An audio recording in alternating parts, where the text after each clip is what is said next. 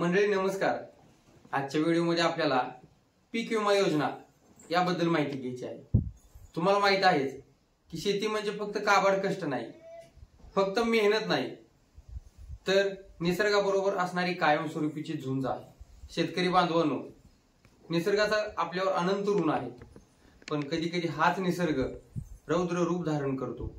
गारपीट, दुष्काळ, पूर, अतिवृष्टी या नैसर्गिक आपत्तींमुळे आपल्या मेहनतीचं पीक काही क्षणामध्ये नष्ट होतं। या नैसर्गिक आपत्तींमुळे पिकाचं नुकसान तर होतच, त्याबरोबरच शेतकऱ्याला आर्थिक फटकाही बसतो। यापासून आर्थिक सुरक्षा पुरवण्याचं काम करतं ते म्हणजे पीक विमा योजना। आजच्या व्हिडिओमध्ये आपल्याला पीक विमा योजना याबद्दल सविस्तर माहिती घ्यायची आहे। या योजनेमध्ये राज्य शासनाने कोणकोणते बदल केलेले आहेत, हा पीक विमा भरण्यासाठी अंतिम मुदत किती आहे, त्याचबरोबर कोणकोणती कागदपत्रे आवश्यक आहेत, या सर्व गोष्टींची माहिती आपल्याला व्हिडिओमध्ये घ्यायची आहे।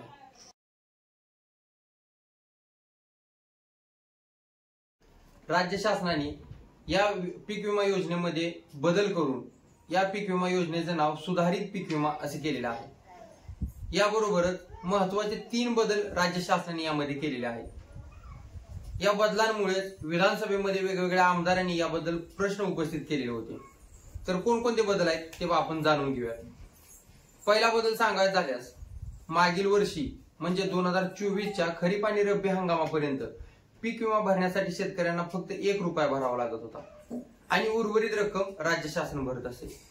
उदाहरणार्थ असे समजा की 1 हेक्टर तूर पिकाचा विमा भरण्यासाठी 100 रुपये लागत असतील, तर त्यापैकी 1 रुपया शेतकरी भरत असे, तर उर्वरित 99 रुपये राज्य शासन भरत असे।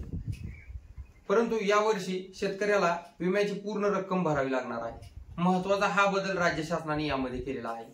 त्यामुळे खरीप हंगामासाठी विमा संरक्षित रकमेच्या 2% तर रब्बी हंगामासाठी विमा संरक्षित रकमेच्या 1.5% रक्कम शेतकऱ्याला भरावी लागणार आहे। तसेच खरीप आणि रब्बी हंगामाच्या नगदी पिकांसाठी विमा संरक्षित रकमेच्या 5% रक्कम शेतकऱ्यांना भरावी लागणार आहे।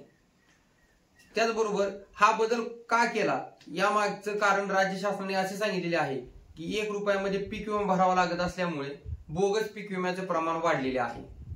तसेच माननीय कृषी मंत्री महोदयांनी असे सांगितले आहे की यातून जी रक्कम शिल्लक राहणार आहे ती रक्कम शेतकऱ्यांच्या भांडवली गुंतवणुकीवर केली जाणार आहे। म्हणजेच क्रॉप कव्हर, मल्चिंग इत्यादी गोष्टींवर जे शासनाकडून अनुदान दिले जाते त्यासाठी ही रक्कम वर्ग करण्यात येणार आहे। राज्य शासनाने दुसरा महत्त्वाचा कोणता बदल केला आहे ते आपण जाणून घेऊया। मागील वर्षी शासनाकडून वेगवेगळे 4 ट्रिगर पीक विम्यासाठी जाहीर केलेले होते। यावर्षी या 4 पैकी फक्त एकच ट्रिगर राज्य शासनाने लागू केलेला आहे। मागच्या वर्षी कोणते 4 ट्रिगर होते ते पाहूया। पहिला ट्रिगर पेरणी न झाल्यास, दुसरा नैसर्गिक आपत्तींमुळे शेती नुकसान झाल्यास, तिसरा काढणी पश्चात नुकसान झाल्यास आणि चौथा पीक कापणी प्रयोगाच्या आधारे शेती उत्पन्नामध्ये घट आल्यास।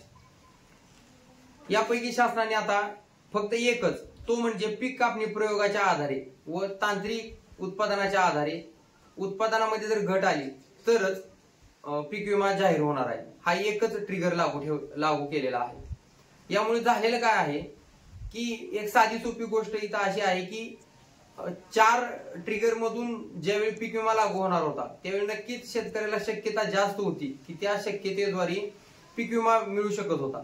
परंतु यावर्षी फक्त एकच ट्रिगर असल्या कारणामुळे ही शक्यताही कमी झालेली दिसून येत आहे। योजनेमधील तिसरा महत्त्वाचा बदल जर विचारात घेतला तर मागील वर्षीपर्यंत वैयक्तिक शेतकऱ्याचं नैसर्गिक आपत्तीमुळे जर नुकसान झालं तर शेतकऱ्याला घटना घडल्यापासून 72 तासात कंपनीला इंटिमेशन म्हणजे सूचना देता येत होती। परंतु यावर्षी हा ट्रिगरच बंद केल्यामुळे वैयक्तिक शेतकऱ्याचं कोणत्याही प्रकारचं नुकसान झालं तर ती व्यक्ती कंपनीला कोणत्याही प्रकारची सूचना किंवा इंटिमेशन देऊ शकत नाही। उदाहरणार्थ एखाद्या शेतकऱ्याचं ओढ्याच्या शेजारी जर क्षेत्र आहे आणि अति पावसामुळे ते एकाच वैयक्तिक शेतकऱ्याचं जर नुकसान झालं तर त्याला पीक विमा यावर्षी मिळणार नाही। तर त्याला पीक विमा कधी मिळेल, त्या महसूल मंडळामध्ये पीक कापणी प्रयोगाच्या आधारे जर उत्पन्नामध्ये घट आली तर आणि तरच त्या वैयक्तिक शेतकऱ्याला पीक विमा मंजूर होईल। या योजनेच्या बदलाचा जर सारांश आपल्याला लक्षात घ्यायचा झाल्यास यातून असं समजतंय की शेतकऱ्याला इथून पुढे पीक विम्याच्या हप्त्याची पूर्ण रक्कम भरावी लागणार आहे.